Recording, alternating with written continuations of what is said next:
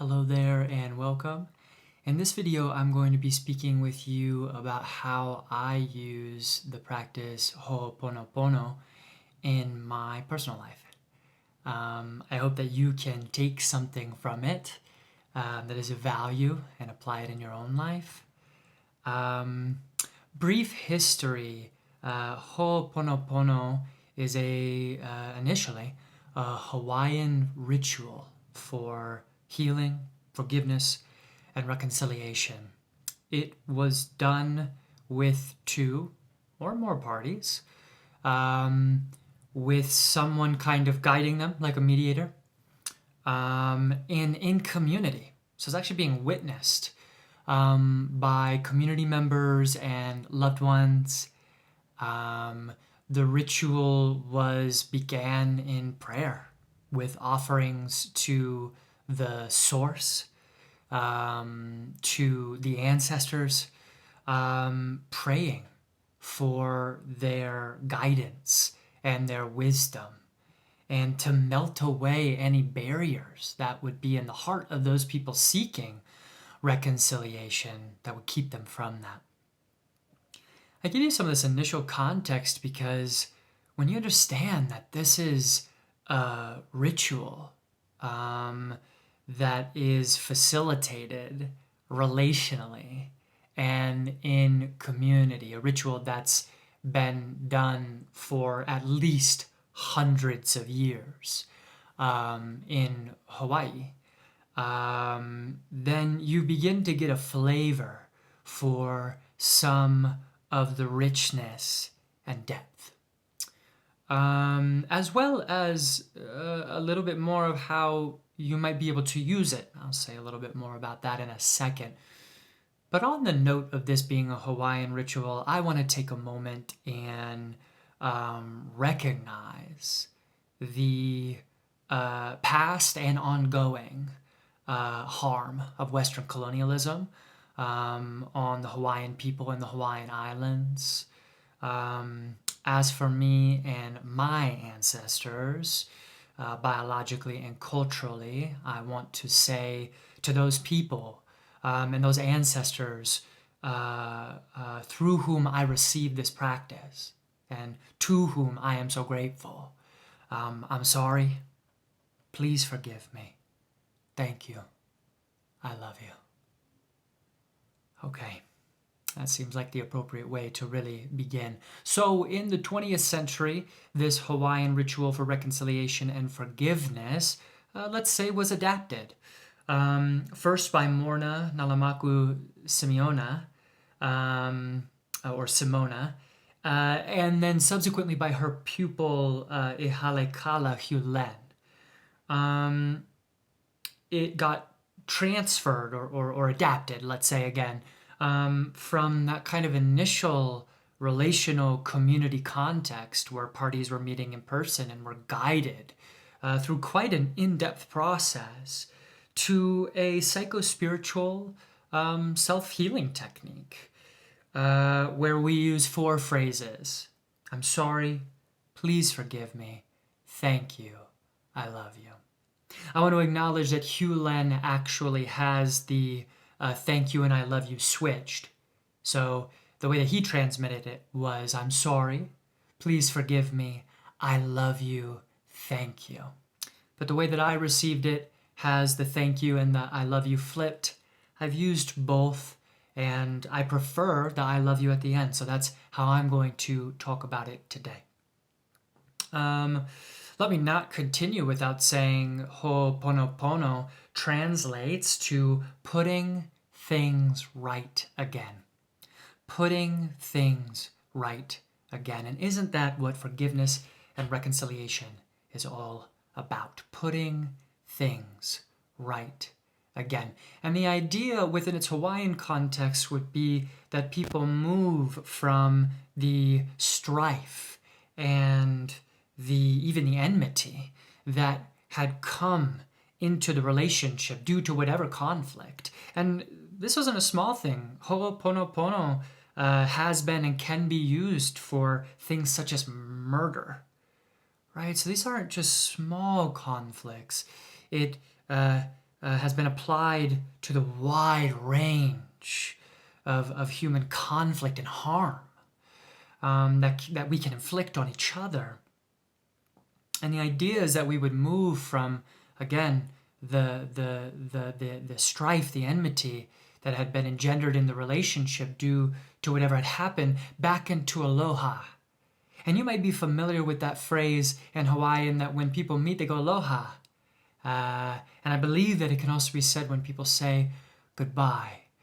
But at least one of the translations of aloha is like the big love. It's like the love of source. And so that by the end of the ritual, people would return to aloha. So making things right again, it's not simply just kind of returning them to some status quo, some kind of okay quality. It's about returning back into the bond of love, being able to see your brother, sister, or sibling, or whatever other being you might be using this with, through the eyes of love again, through the eyes of love again, and perhaps as the eyes of love, as the eyes of love. That's a little bit more of a non-dual pointer. So, having said all of that, some brief context, let's talk about how I use it in my own life.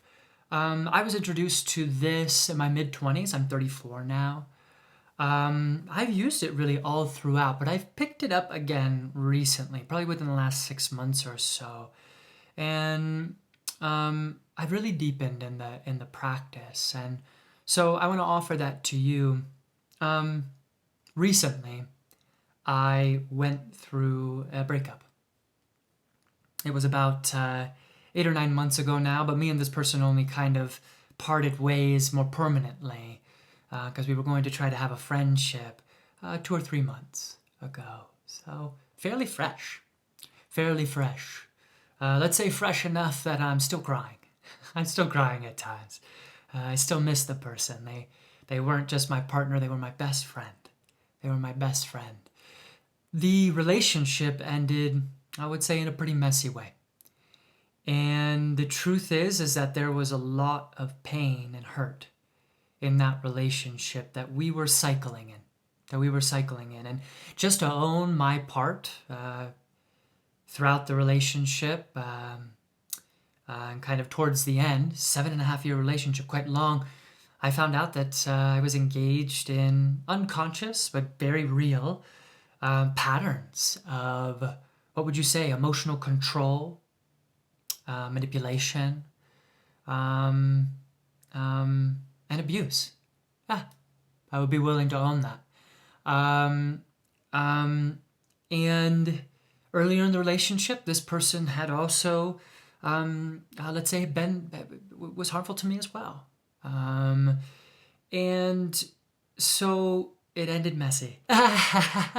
Needless to say. And sometimes when I'm thinking about this person, but it's not only this person, I'm just using them as an example right now, and I'm stuck. I'm stuck in the hurt. I'm stuck in the guilt and shame of how I behaved. And how that impacted my partner, whom I deeply care about, my ex-partner to be sure. I will slow down, right? So first there's an awareness. I am catching that I am perceiving this person, that I'm relating to this person, internally, mind you, through the guilt, through the shame, through fear, whatever it might be. And when I catch that, I drop into my body and I feel the somatic, energetic signature of that, right? Where am I feeling that fear? Where am I feeling that guilt? Where am I feeling that shame? Where am I feeling that grief? And I will think of them. I'm already thinking of them, right? But I'll kind of bring them to mind and I'll go, I'm sorry. Please forgive me. I forgive you. I forgive myself. Thank you. I love you. I release you. And I release myself. So you can see I'm doing a little bit more there than just the traditional Ho'oponopono. But it's still in that spirit of forgiveness, of reconciliation, of letting go. I've done a video on forgiveness. I will link that below. And in it, I talk about the difference between cognitive and somatic forgiveness. And I would say that I'm using this for kind of a little bit of both in that moment. But cognitive forgiveness has to do with making the decision to let go, to open beyond, to surrender whatever deep contracted state you are relating to another person or another being or another group of people through, right? You're letting it go. You're saying, I'm not going to do this anymore, right? For my ex-partner, when that comes up, I'm not going to relate to you this way anymore, right? I'm not going to relate to you this way anymore. I'm not going to be stuck in this wet concrete of guilt and shame, anger, confusion, and so on. That's cognitive forgiveness. I'm making a decision. But just because I've made a decision to do that doesn't mean that the emotions that I'm feeling suddenly go away. No. Of course not. We're not looking to spiritually or cognitively bypass here. The emotions that I'm feeling are still very real.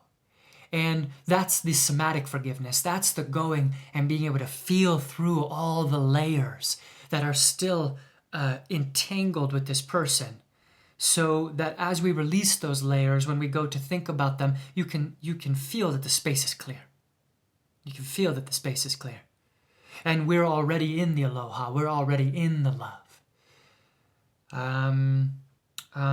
Cognitive forgiveness happens in a moment. Somatic forgiveness, of course, can also happen in a number of moments if we're really ready to feel through whatever is arising for us. But let's just say somatic forgiveness usually happens along a longer timeline.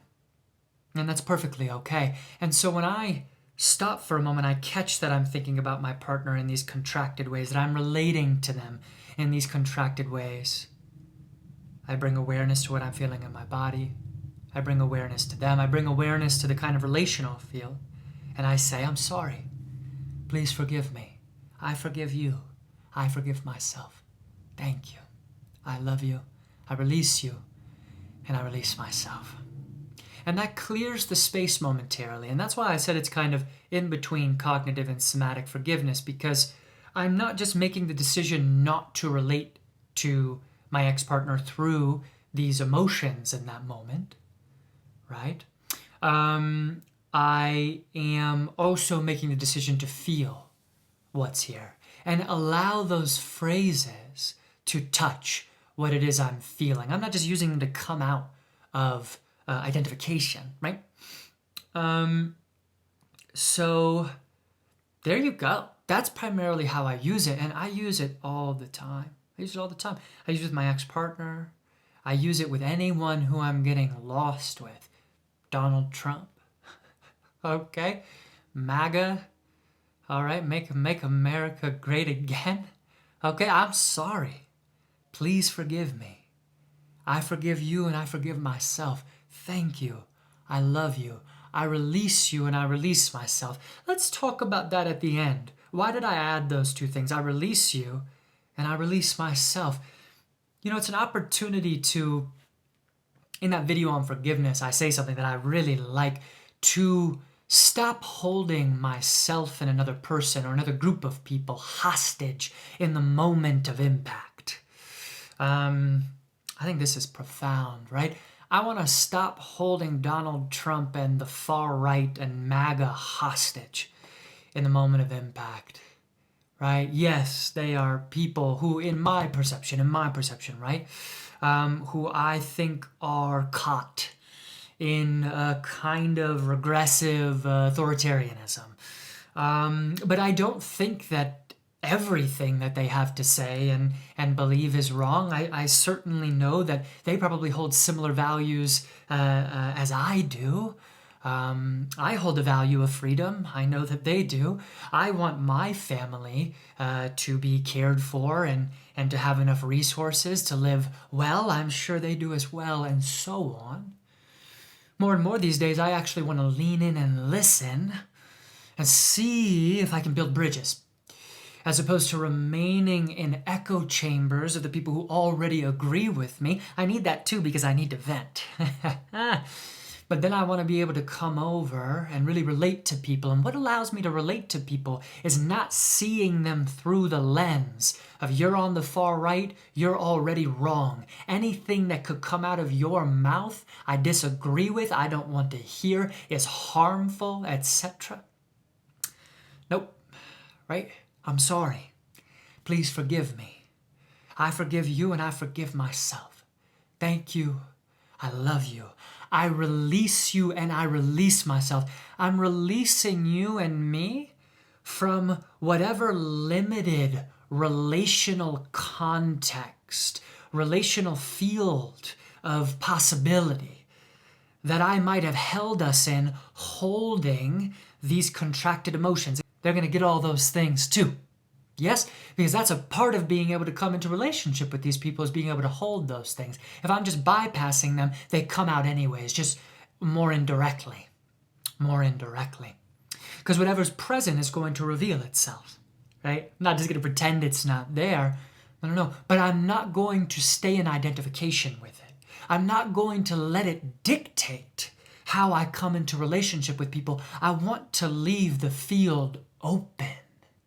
I want to leave the field open so that in the moment of arising, what do I mean by that? I'm just talking about the present moment, the fluidity of what's happening right now.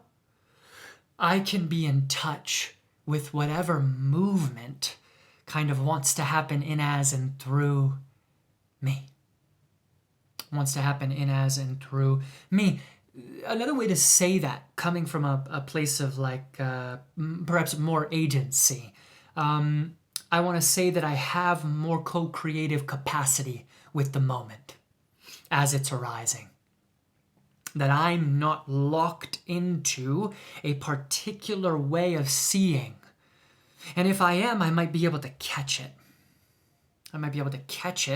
Right? Release it, feel it, and reorient.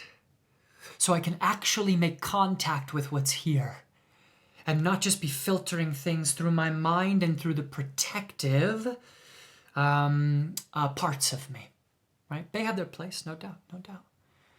And I want to open up my co-creative capacity with the moment to make contact with what's happening now, that we might transform, heal the hurt, right? Transform the stuck patterns together and evolve. Isn't that what a democracy is all about? More on that another time. So here is how I use Ho'oponopono. Right? I'm sorry. Please forgive me. I forgive you and I forgive myself. Thank you. I love you. I release you and I release myself. And it's a really beautiful practice. And I hope that you might use it in your own life. One last thing real quick. Remember, I said when this ritual was done in more traditional contexts, they would begin by offerings and prayers to the source and to the ancestors. And, folks, we don't need to hold the rage, the anger, the hurt, the guilt, the shame, the grief alone. I haven't actually quite done this myself yet, so I look forward to giving it a try. It just came to me today that we can call in our benevolent ancestors, we can call in source, we can call in any range of beings and masters that we may work with, right? Yeshua and the Buddha and deities, Saraswati and so on. You can call them in. You can say, hey, will you come hold the space with me? Will you come hold the space with me? You can feel their energetic containment and support as you then go, I'm sorry. Please forgive me. I forgive you and I forgive myself. Thank you. I love you. I release you and I release myself. You don't have to do it alone. You don't have to do it alone. We can bring it back into that relational context. Right? You can call forward the alliance of the earth, the land, the trees, the air, the sky, the elements, elemental beings, the fays, and so on. And we're about to have a party. We're about to have a whole Pono party, but that's the idea. You don't need to hold it alone. You don't need to hold it alone. And they will bring their own energetic capacity, as you say that, to help you disidentify, to help you hold things with tenderness and care, to help you heal and transform and evolve and so on. So, beautiful. If you enjoyed this video, please give it a like. And if you're interested in more content like this, please subscribe to my channel. If you're interested in learning more about me and my services as a psycho-spiritual counselor, you'll find my website linked in the description below. I do provide free 30-minute consultations. So, all right, you take good care. I hope to see you next time.